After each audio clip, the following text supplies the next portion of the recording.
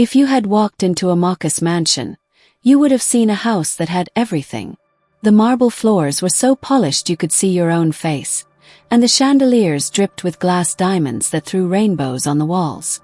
Amaka had everything she had ever wanted. She had married Jude, a man whose business had exploded, turning him into one of the richest men in the city. And Amaka loved being a rich madam. But there was one thing that made her deeply uncomfortable. She was not born rich. She had fought her way out of poverty, and now she despised anything that reminded her of the life she left behind. And that is why she despised Blessing. Blessing was the new maid.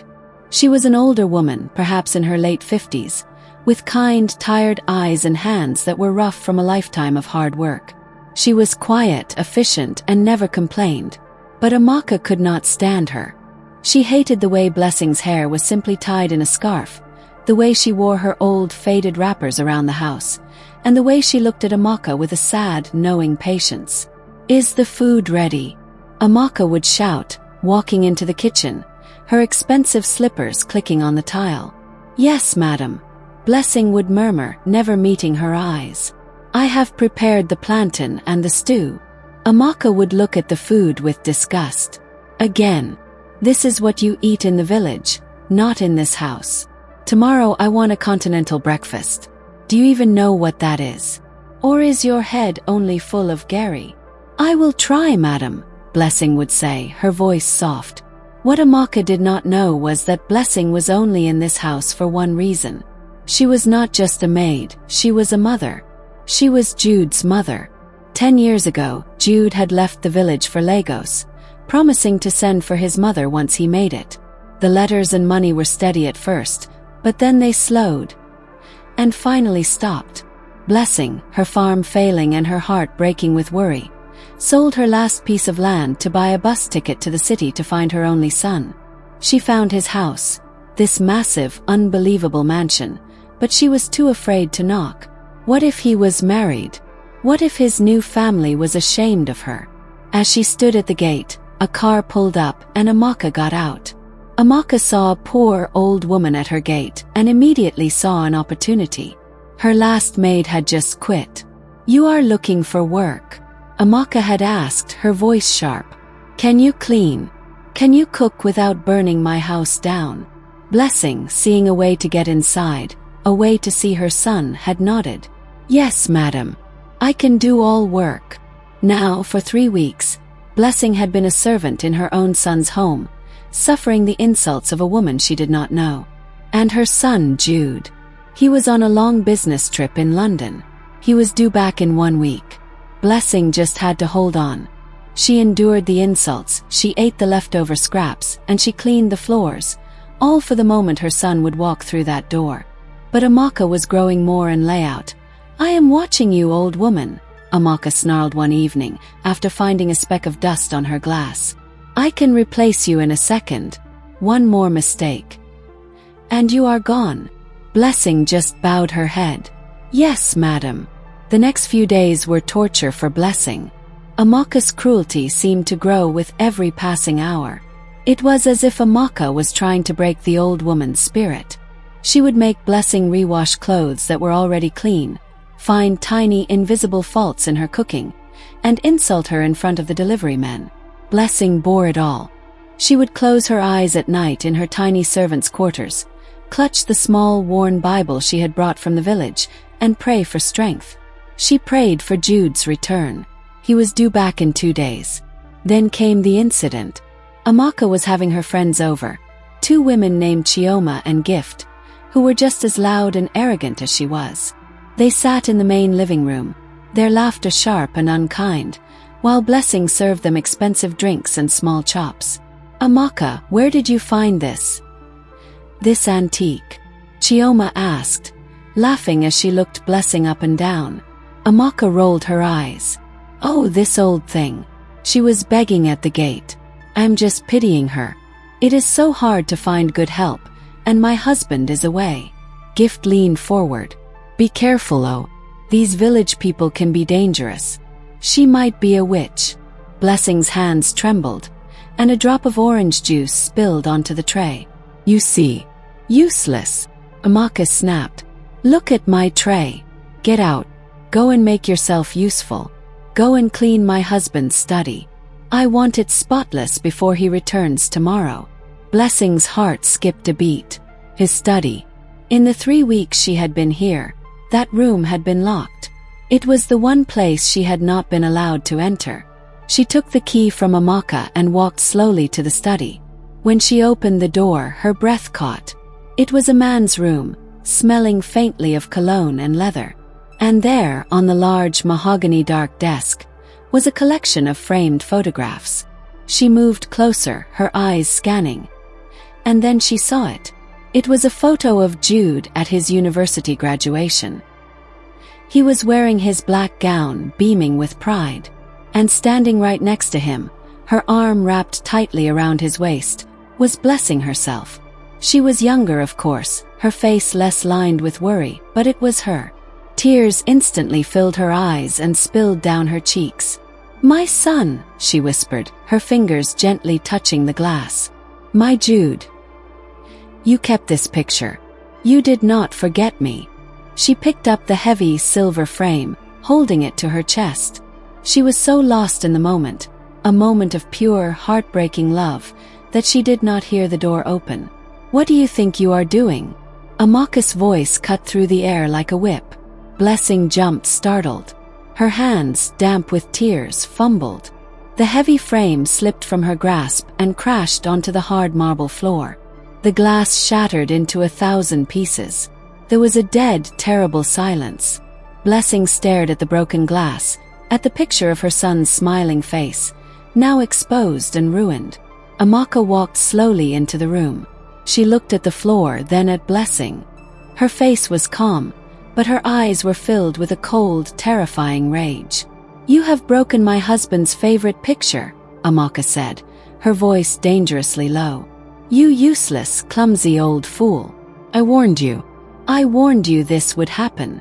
I am sorry, madam," Blessing stammered, her voice thick with tears.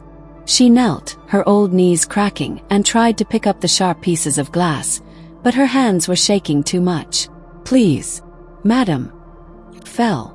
Amaka's face twisted into a mask of pure contempt. "It fell. You think sorry will fix this? This is an expensive silver frame. Costs more than you will make in a year.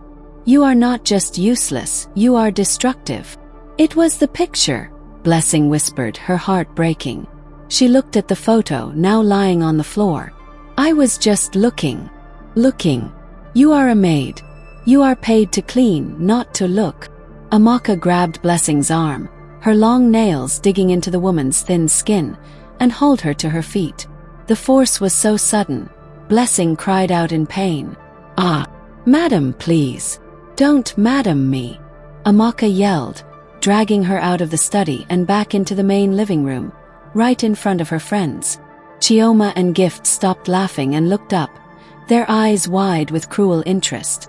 "Look," Amaka shouted, throwing Blessing onto the floor in front of them. "Look at the old witch. I told you. She went into my husband's private study and has destroyed his things. She broke his favorite picture." Chioma gasped. "Oh, Amaka. How terrible. These people are just animals." "This is what happens when you try to help the poor," Gift added, shaking her head. "They repay you with wickedness." Blessing was sobbing now, a deep, painful sound that came from her chest. She was humiliated. She was hurt. And she had lost the only image of her son she had seen in 10 years. "Please," she begged, looking at the women. "I did not mean it." Amaka had heard enough. Her patience was gone. The reminder of her husband's return tomorrow, and his anger at the broken frame, made her decision final. "Get up," she screamed. Blessing flinched and slowly got to her feet. "You are finished in this house. Finished. Do you hear me?" Amaka pointed a finger, trembling with rage, towards the servants' quarters. "Go and pack your rags. I want you out of my gate in 5 minutes. You are sacked." Sacked. The word hit Blessing like a physical blow. "No, madam, please. My son. I have nowhere to go. Please, just 2 more days." One more day. The desperation in Blessing's voice only made Amaka more furious. I don't care. You think this is a hotel? You think I am running a charity for old beggars? I said, get out of my house. Amaka marched behind Blessing, pushing her into her tiny room. She watched as Blessing tearfully threw her only spare wrapper and her small Bible into a black nylon bag. Amaka grabbed the bag from her. This is too slow. She dragged Blessing through the kitchen, past the polished marble floors, and towards the massive front door. Driver! Gateman! Amaka yelled. Come and see this thief.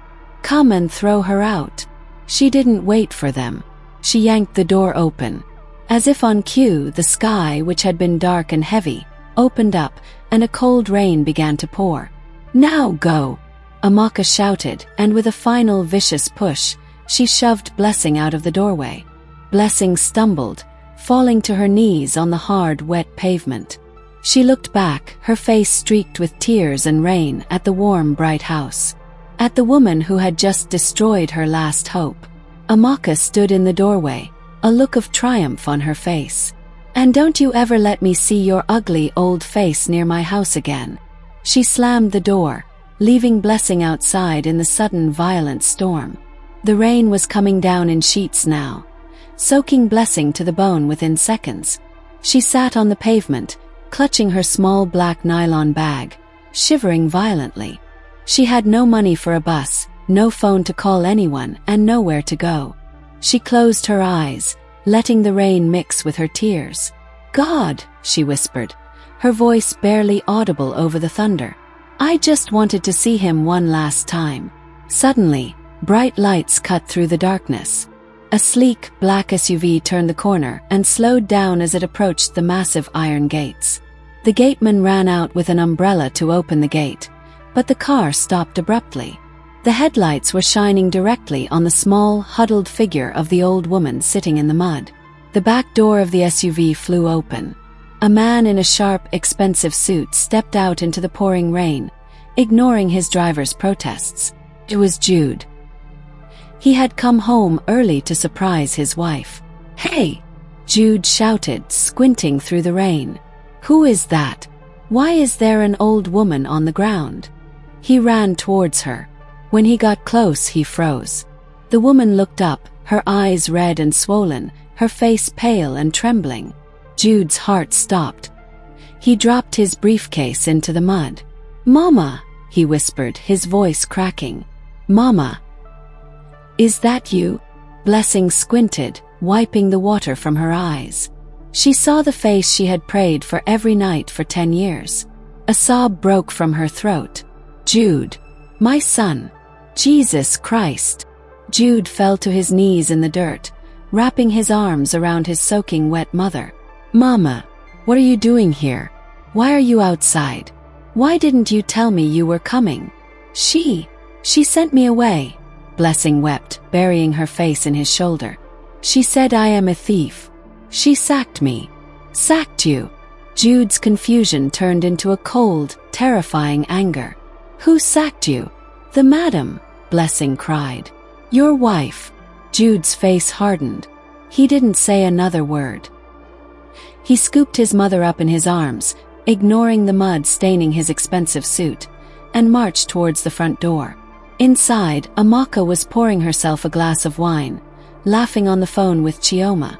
Yes, girl, I threw the old rag out. Imagine she broke Jude's. The front door banged open with a force that shook the walls. Amaka jumped, dropping her wine glass. Jude, you're back here. Her voice died in her throat. Standing in the doorway was her husband. He was soaking wet, covered in mud, and looking at her with eyes she had never seen before. And in his arms was the maid, the old woman she had just thrown into the storm. Jude, Amaka stammered, taking a step back. Why are you holding the maid? Put that dirty thing down. She is a thief.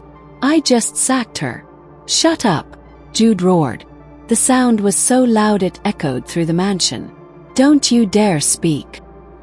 He gently placed Blessing on the expensive sofa, the same sofa Amaka had forbidden her to touch. He took off his jacket and wrapped it around his shivering mother. Then he turned slowly to face his wife. "You sacked her?" Jude asked, his voice dangerously quiet.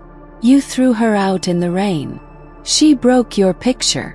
Amaka cried defensively. "The one in the study. She is useless, Jude. She is just a poor village nobody." "That nobody," Jude said, pointing a trembling finger at Blessing, "is the reason I am standing here today. That nobody sold her land so I could go to school. That nobody starved so I could eat." Amaka's eyes went wide. Her blood ran cold. She looked at the old woman, then back at Jude. What are you saying? You didn't just sack the maid, Amaka," Jude said, tears standing in his eyes. "You sacked my mother." The silence in the room was deafening. Amaka gasped, her hands covering her mouth. Your mother. But she didn't say. She didn't have to," Jude screamed. "You should have treated her with human dignity because she is a human being. But you are wicked. I saw the way you looked at people, but I ignored it because I loved you. But this I cannot forgive." Amaka fell to her knees, grabbing his leg. "Jude, please. I didn't know. Please, I'm sorry." Jude pulled his leg away. He looked at his wife as if she were a stranger. "Get out," he said softly. "What?" "I said get out," Jude repeated, his voice like steel. "You threw my mother into the rain. Now you will see how it feels. Leave my house. Now." As Amaka wept and pleaded, Jude turned his back on her. He sat beside his mother, holding her rough, callous hands in his own, whispering apologies, promising her that she would never ever suffer again.